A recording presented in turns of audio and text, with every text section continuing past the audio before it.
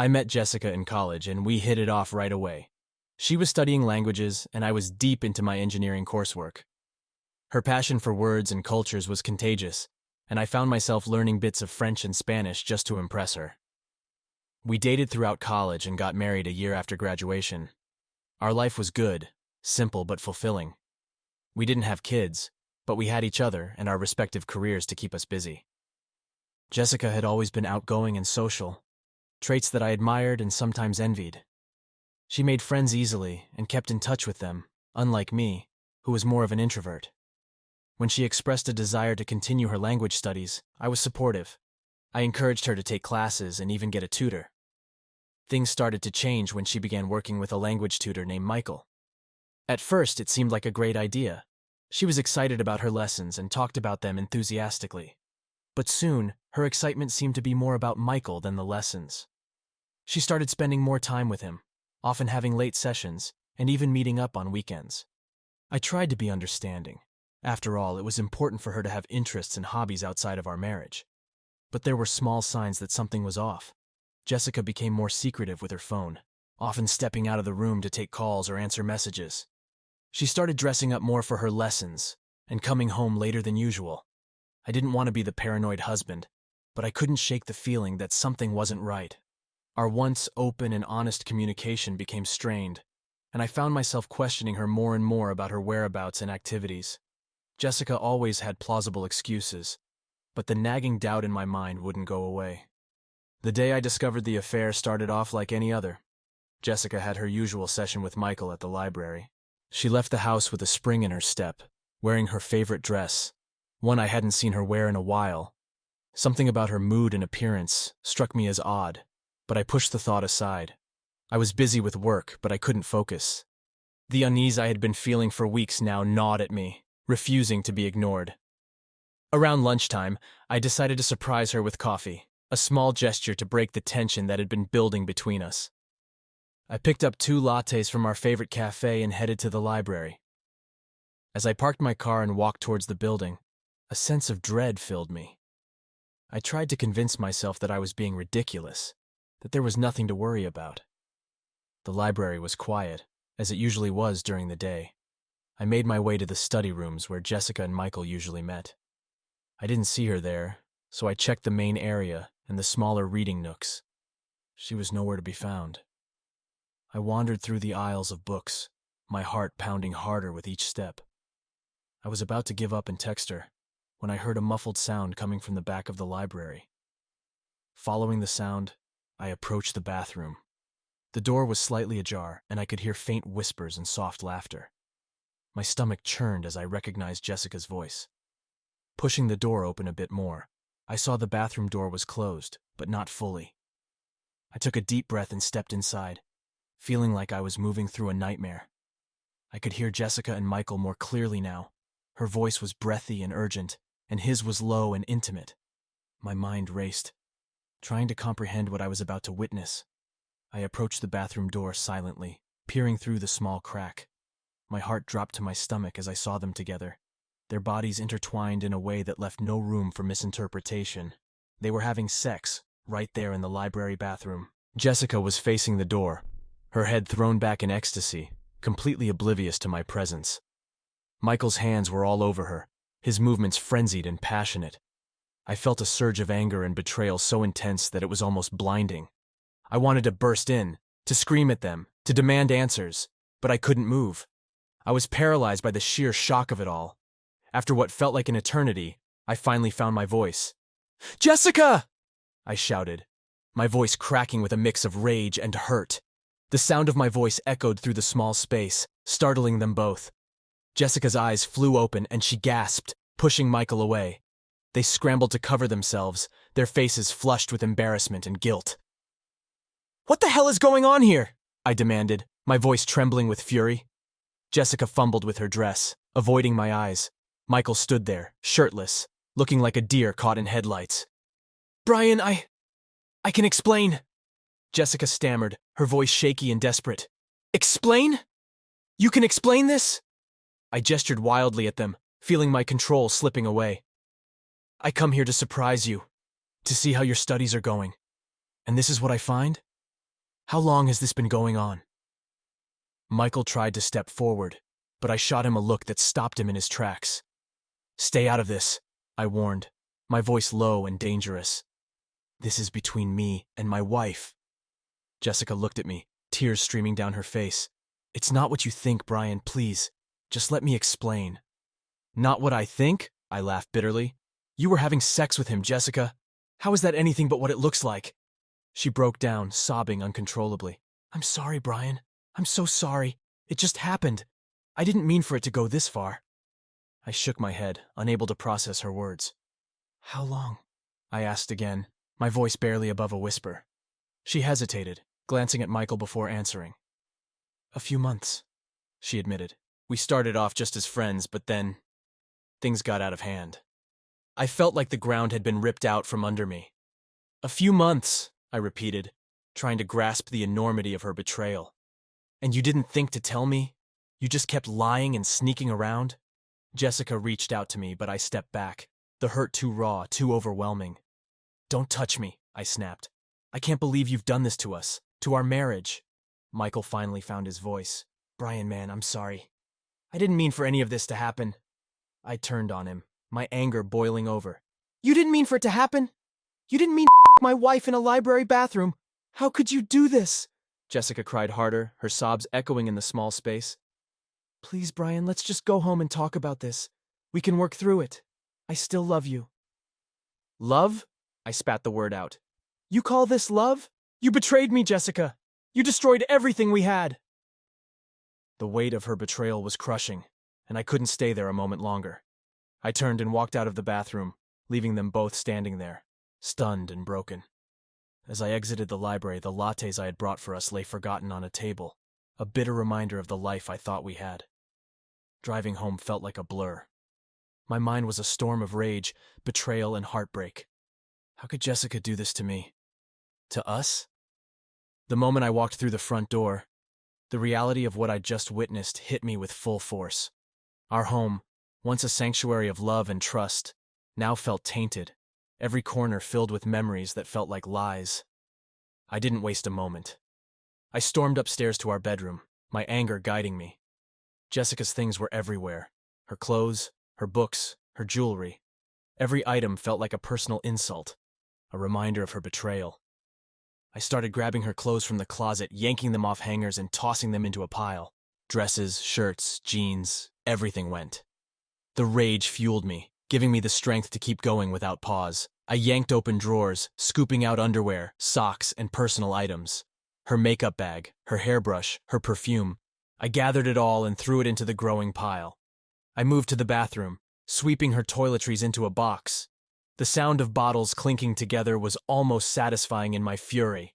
The pile of her belongings grew larger and larger until it was a mountain in the middle of our bedroom.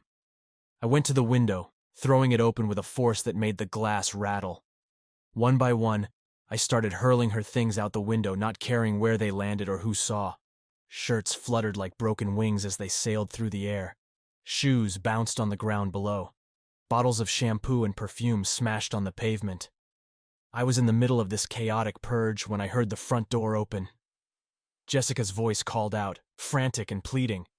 Brian! Brian, please, let's talk about this! I ignored her, moving faster. I grabbed more clothes and flung them out the window. I didn't want to see her, didn't want to hear her lies and excuses. Her footsteps pounded up the stairs, and I could hear her sobbing. Brian, stop! Please, just listen to me, she cried as she reached the bedroom door. She stood there, her face streaked with tears, looking at the mess and destruction I'd caused. I turned to face her, my face a mask of cold fury. There's nothing to talk about, Jessica. You made your choice. I grabbed her suitcase from under the bed, unzipped it, and started stuffing it with the remaining clothes. Brian, please, I'm begging you. We can work through this. I made a mistake, she pleaded, her voice breaking. I threw the stuffed suitcase out the window, not caring about the thud it made as it hit the ground. A mistake? A few months of lying and cheating isn't a mistake, Jessica. It's a choice, and you made it. She tried to approach me, reaching out with trembling hands. I love you, Brian. I don't want to lose you. I stepped back, putting distance between us. You already have. I moved to the dresser, shoving her jewelry and keepsakes into another bag. I could feel her watching me, her desperation palpable, but I couldn't let myself be swayed. Brian, please, just listen to me for a minute. It didn't mean anything. It was a stupid fling. I was lonely. Lonely, I interrupted, my voice rising. You think I haven't been lonely. You think I haven't made sacrifices. But I stayed faithful to you because I thought we were worth it. I thought you were worth it. Her sobs grew louder, her words choked with tears. We are worth it, Brian. I know I messed up, but we can fix this. We can go to counseling, we can— Get out, I said, my voice icy. Take what's left of your things and get out. She stood there, stunned, her eyes wide and pleading. Brian, don't do this. Please. I walked past her, out of the bedroom and down the stairs. She followed me, still begging, still crying. I went to the front door and opened it, turning to face her one last time. Get out, I repeated. And don't come back. Jessica hesitated, then moved slowly towards the door, her face a picture of misery. As she stepped outside, she looked back at me, her eyes filled with sorrow and regret. Brian, I love you. I never meant to hurt you. I slammed the door shut, the sound echoing through the house. I leaned against it, breathing hard, my body shaking with a mix of anger and heartbreak. The silence that followed was deafening, a stark contrast to the chaos of moments before. I sank to the floor, my back against the door, feeling the weight of everything that had just happened. The home that we had built together now felt empty and cold, a hollow shell of what it once was. I closed my eyes, trying to block out the pain, but it was relentless, gnawing at me with a ferocity that left me feeling shattered and alone. The days that followed were a blur of anger, sorrow, and alcohol. I couldn't escape the memory of what I'd seen, of Jessica and Michael in the library bathroom. It haunted me, playing over and over in my mind like a nightmare I couldn't wake up from. I felt like I was drowning, the weight of betrayal pulling me deeper into darkness. I started drinking, hoping to numb the pain. At first, it was just a few beers in the evening to help me sleep, but it quickly escalated. Whiskey, vodka, rum, anything that could drown out the thoughts and feelings I couldn't bear to face. I'd wake up with a pounding headache and reach for the bottle, my days blending into nights in a haze of alcohol. My job suffered. I missed deadlines, made mistakes, and started showing up late, or not at all. My boss, who had always been understanding, called me into his office one day. Brian, what's going on? You're not yourself. I stared at him, not knowing how to explain. How could I tell him that my life had fallen apart? That my wife had betrayed me in the worst possible way? I mumbled something about personal issues and promised to do better, but we both knew it was a lie. The drinking got worse. I stopped caring about the house, letting it fall into disarray. Dishes piled up in the sink, clothes littered the floor, and the smell of stale alcohol hung in the air. I didn't care. I couldn't find the energy to care about anything anymore. My life had been reduced to a cycle of drinking and sleeping, a vicious loop I couldn't break free from. One night, I stumbled into the living room, a half-empty bottle of whiskey in hand. I tripped over one of Jessica's shoes, still lying where I'd thrown it in my rage. The sight of it sent a fresh wave of anger through me. I picked up the shoe and hurled it across the room, watching it crash into the wall with a satisfying thud. "F*** you, Jessica!" I screamed, my voice hoarse. "How could you do this to me? To us?" The silence that followed was oppressive, the only sound the ticking of the clock on the wall. I took another swig from the bottle, the burn of the alcohol a temporary distraction from the pain. I sank to the floor, feeling the weight of my grief and anger pressing down on me. The nights were the worst. Alone in our bed, I couldn't escape the memories of Jessica, the way she used to smile at me, the way her eyes lit up when she talked about something she loved. I missed her laugh, her touch, her presence. But those memories were tainted now, overshadowed by the image of her with Michael. Sleep became elusive. I'd lie in bed staring at the ceiling, my mind racing with thoughts I couldn't control. I'd get up, pour myself another drink, and try to chase away the demons. But they always came back, relentless and unforgiving. One night, as I sat on the couch with a bottle of vodka, I found myself scrolling through old photos on my phone. Pictures of happier times, of vacations and celebrations, of moments that seemed so perfect. I came across a picture of Jessica and me at our favorite restaurant, both of us smiling, arms around each other. It felt like a lifetime ago. I smashed the phone against the wall, watching it shatter into pieces. It didn't help. Nothing helped. The pain was still there, a constant reminder of everything I'd lost. Days turned into weeks, and the drinking continued. I lost track of time, of days and nights blending together in a fog of alcohol. The house became a prison, filled with memories I couldn't escape. I isolated myself, shutting out the world, consumed by my own misery. One evening, as I sat in the dim light of the living room, a knock on the door startled me. I ignored it at first, but the knocking persisted. Reluctantly, I stumbled to the door and opened it to find my neighbor Tom standing there with a concerned look on his face. "Brian, are you okay?" he asked, his eyes scanning the disheveled state of the house behind me. I shrugged, not knowing what to say. "I'm fine," I lied, my voice slurred. "Can I come in?" Tom asked gently. I hesitated, but eventually stepped aside to let him in. He looked around, taking in the mess and the empty bottles scattered everywhere. "Brian, this isn't healthy," he said softly. "You need to talk to someone. You need help." "I don't need help," I snapped, anger flaring up inside me. "I just need to be left alone." Tom didn't argue. He just nodded and left. But his words lingered in my mind. I knew he was right. I couldn't go on like this, but I didn't know how to stop. The pain was too much, and the alcohol was the only thing that made it bearable. As the days passed, I realized I had to make a choice. I could continue down this path of self-destruction, or I could try to find a way out of the darkness. It wasn't going to be easy, but I had to do something. I couldn't let Jessica's betrayal destroy me completely. With a heavy heart and an uncertain future, I made the decision to stop drinking. It was a small step, but it was a start. I poured the remaining bottles of alcohol down the sink, watching the liquid swirl away. A symbolic cleansing of my life. The road to recovery was long and filled with challenges, but I was determined to face them. I couldn't change the past, but I could try to rebuild my future one step at a time. And as I took those first tentative steps towards healing, I felt a glimmer of hope, a faint light at the end of the tunnel. As the initial fog of alcohol began to lift, a new clarity set in. The anger I felt towards Jessica was still there, but it had transformed into a cold, calculated determination. She had destroyed our marriage and left me in ruins, and now I wanted her to feel the weight of her actions.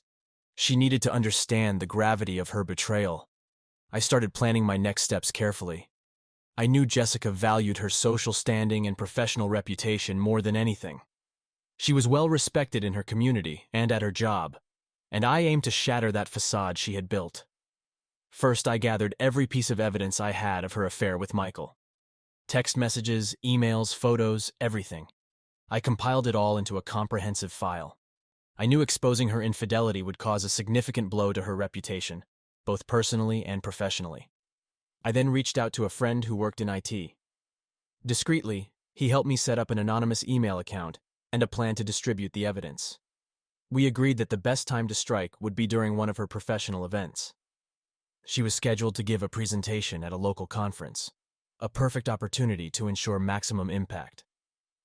The night before her presentation, I crafted an email and attached the incriminating evidence. I addressed it to her colleagues, her boss, and a few key figures in her social circle. The subject line was simple: the truth about Jessica.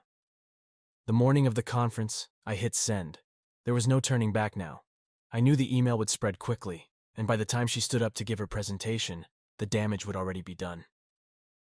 I stayed home, a mix of anticipation and dread churning in my stomach.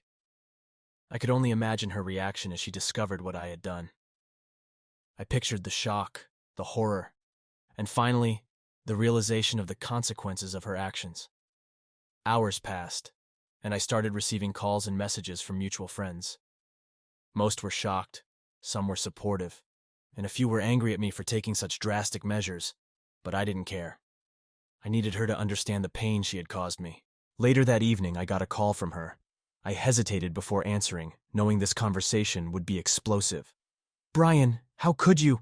Jessica's voice was a mix of anger and desperation. "You destroyed my career. My life! I felt a twisted sense of satisfaction. You destroyed our marriage, Jessica. Did you think there would be no consequences? Her sobs came through the phone, raw and heart-wrenching. I was wrong, I know that. But this is too much. How could you do this to me? How could I? I repeated, my voice cold. How could you? You betrayed me, lied to me, made a fool out of me. You deserve to face the consequences of your actions. You've ruined me, she cried. What am I supposed to do now? You'll figure it out, I said, feeling no pity. Just like I had to figure out how to survive after what you did to me. Jessica continued to cry, but I couldn't listen anymore. I hung up the phone, feeling a mixture of relief and lingering anger. The satisfaction I felt was fleeting, replaced by an empty hollowness. Revenge hadn't brought me the closure I had hoped for. The fallout from the email was severe. Jessica was suspended from her job pending an investigation, and her social circle quickly turned against her. Friends who had admired her now shunned her, whispering behind her back. Her relationship with Michael disintegrated under the weight of public scrutiny. He wanted nothing to do with her once the affair became public knowledge. Weeks went by, and I watched from a distance as Jessica's life unraveled. She tried reaching out to me several times, but I ignored her calls and messages. I needed space, time to heal from the wounds she had inflicted. One day, I received a letter in the mail from her. Hesitantly, I opened it. Brian, I know you hate me right now, and I can't blame you. I've lost everything because of my own mistakes. I don't expect your forgiveness, but I want you to know that I'm sorry. Truly sorry. I wish I could take it all back, but I can't. You were the best thing that ever happened to me, and I threw it all away. I understand if you never want to see me again, but I hope you find it in your heart to move on and find happiness. Jessica. I read the letter several times, feeling a myriad of emotions. Anger, sadness, and a faint glimmer of the love I once had for her. But it was too late for reconciliation. Too much had been said and done. I folded the letter and put it away, a reminder of the chapter of my life that had ended. I didn't know what the future held, but I was determined to find a way forward, one step at a time. Jessica's downfall had given me a sense of justice, but it was now up to me to rebuild my life from the ashes of our broken marriage. After the chaos of Jessica's exposure settled, I knew that the next logical step was to make our separation official. There was no salvaging what we had left. The trust and love that once bound us together had been irreparably broken. I needed closure, a clean break to begin the process of healing and moving on. I contacted a divorce attorney named Sharon who came highly recommended. Her reputation for handling difficult cases with sensitivity and professionalism was exactly what I needed. During our initial consultation, I laid everything out: the affair, the confrontation, the fallout. Sharon listened attentively, taking notes and asking questions to get a full picture of the situation. Brian, I understand this is a very emotional time for you, Sharon said gently. But we need to focus on making sure you get what you deserve out of this divorce. Given the circumstances, we can likely argue for a favorable settlement. I nodded, feeling a mix of relief and sadness. I just want this to be over, I admitted. I want to move on with my life. We'll make sure that happens, Sharon assured me. We'll start by drafting the divorce papers and serving them to Jessica. Given everything that's happened, I doubt she'll contest much, but we need to be prepared for anything. Over the next few weeks, Sharon and I worked on gathering all the necessary documentation and building our case. It was a grueling process, reliving the betrayal and detailing every aspect of our marriage and finances. But Sharon was a rock, guiding me through each step with patience and empathy. Finally, the day came to serve Jessica with the divorce papers. Sharon arranged for a process server to deliver them to her apartment. I knew she was still reeling from the exposure of her affair and the subsequent fallout, and part of me felt a pang of guilt. But I reminded myself that this was necessary. I needed to reclaim my life and my dignity. That evening, Jessica called me. I stared at the phone for a long moment before answering, bracing myself for the conversation. Brian, she said, her voice shaky. I got the papers. I took a deep breath. I figured you would.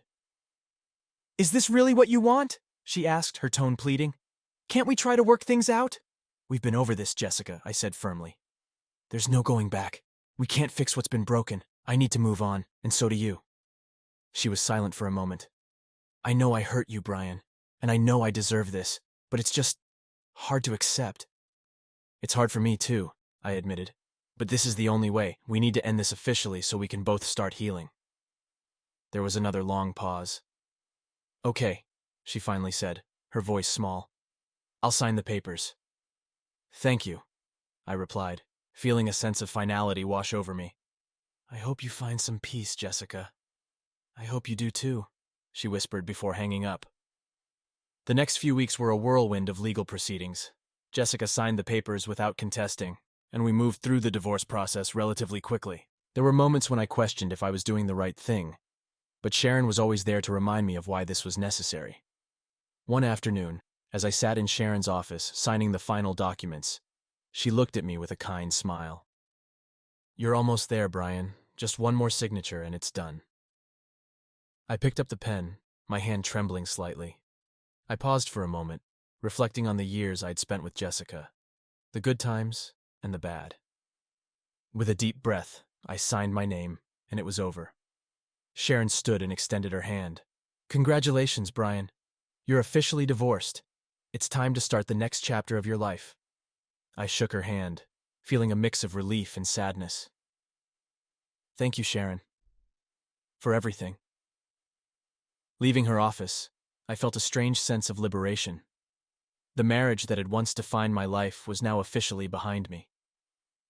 It was time to rebuild, to find a new path forward. That evening, I sat alone in my apartment, reflecting on everything that had happened. The betrayal, the anger, the revenge, and now the divorce. It had been a tumultuous journey, but I knew that I had made the right decision. I needed to let go of the past to embrace the future. I poured myself a glass of water, toasting to new beginnings. Here's to moving on, I said softly, raising my glass to the empty room. As the days turned into weeks, I began to feel a sense of peace I hadn't felt in a long time. I focused on my work, on my hobbies, and on reconnecting with friends I had neglected during the turmoil. The pain of Jessica's betrayal still lingered, but it no longer consumed me.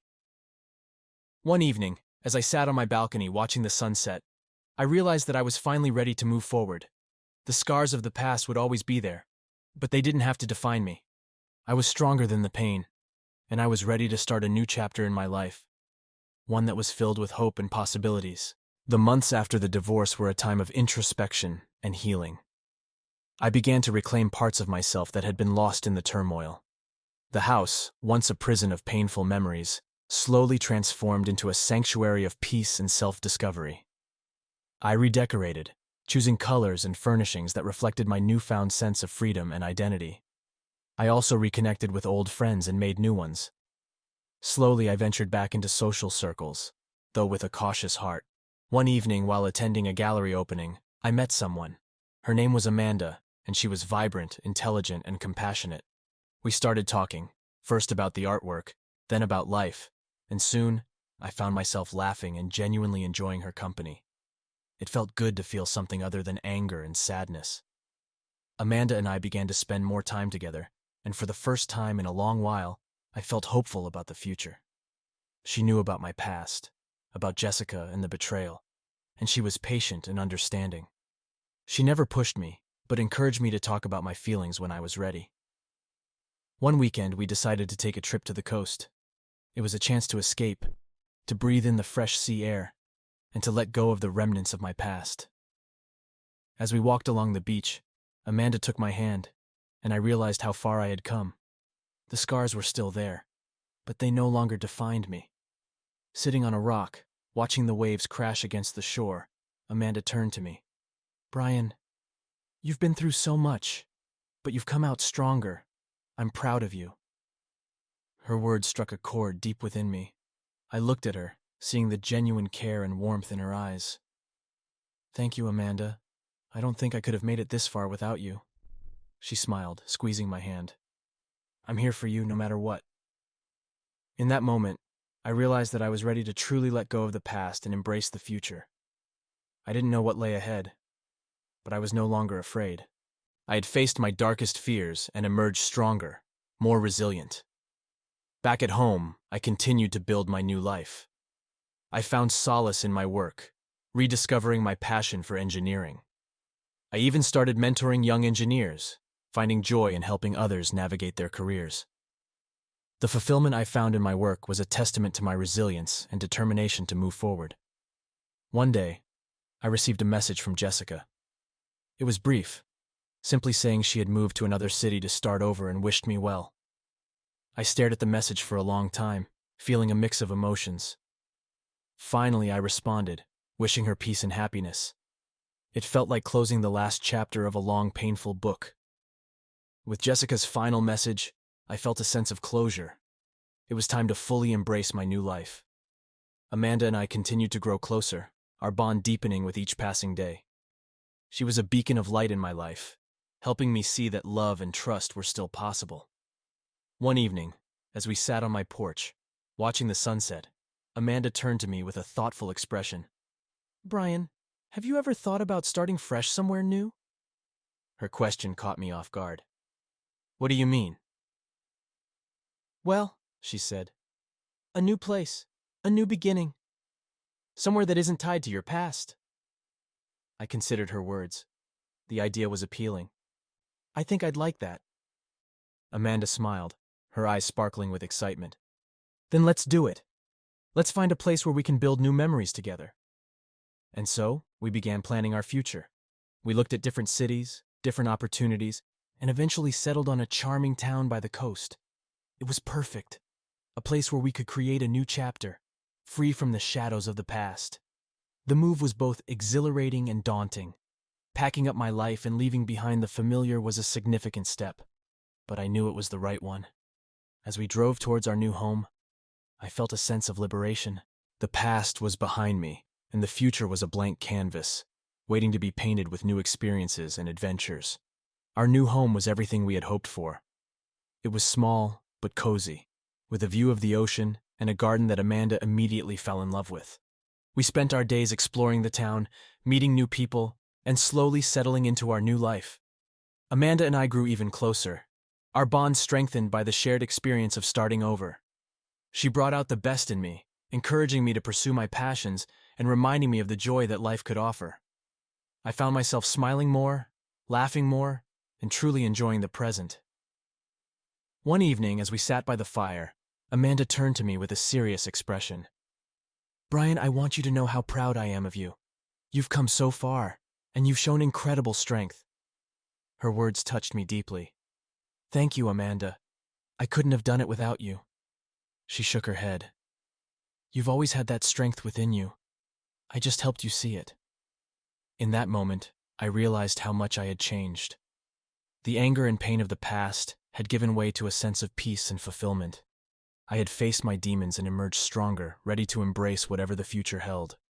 As we looked out at the ocean, the waves gently lapping at the shore, I felt a profound sense of gratitude. Life had thrown me into a storm, but I had navigated through it and found calmer waters.